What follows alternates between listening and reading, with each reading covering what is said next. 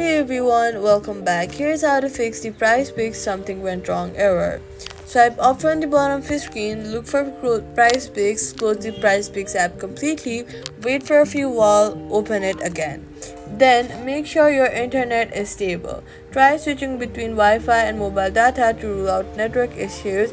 If you're not able to do so, make sure you're connected to a stable data Wi-Fi. Then restart your device. Next, head over to your App Store or Play Store, search for PrizePicks and update your app to the latest version.